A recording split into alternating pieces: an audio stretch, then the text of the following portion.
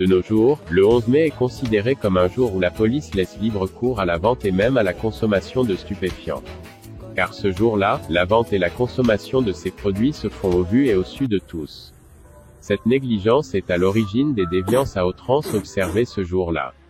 Car étant déjà sous l'emprise des effets néfastes de la drogue sur le cerveau, ces jeunes sont prêts à tout, quitte à perdre même leur vie pour soi-disant honorer la mémoire de leur demi-dieu et héros, Robert Nesta Marley, dit Bob Marley.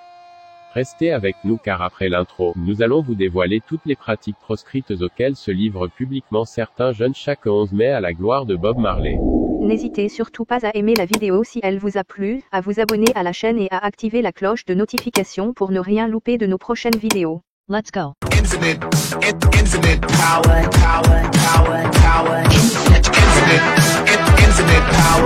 Il commence tout d'abord le matin par boire un mélange qui fait vraiment froid dans le dos lorsqu'on dévoile les constituants de ce cocktail plus ou moins mortel.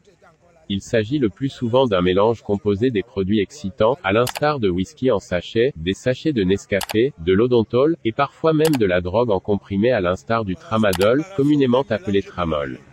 Après avoir ingéré cet affreux mélange, la famine est au rendez-vous. Ils se lancent alors à la préparation en public bien sûr de leur ragoût spécial 11 mai. Ce qu'ils appellent communément le riz djadja. En fait il s'agit du riz sauté à la viande du chien, et avec pour seul assaisonnement le chanvre indien.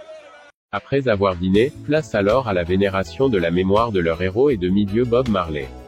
Cette étape s'accomplit par la consommation excessive et sans contrôle du chanvre indien. Une fois les effets néfastes de ce produit ayant pris le contrôle total du cerveau, la dernière étape peut commencer. Cette étape est la plus dangereuse, car la drogue ayant pris le contrôle total du cerveau. Cette dernière étape est l'étape de défi ou de cascade. La plupart de ces jeunes étant composés de conducteurs de moto, ils se livrent alors à des défis très dangereux à la gloire de leur idole Bob Marley quitte à y laisser leur vie pour certains, et des blessures très graves pour d'autres. La vraie question qui nous brûle les lèvres depuis l'instant où nous enregistrions cette vidéo est celle de savoir si ça vaut vraiment la peine. Répondez-nous en commentaire s'il vous plaît. Ça vaut-il la peine de gaspiller sa vie ainsi pour une cause plus ou moins utopique?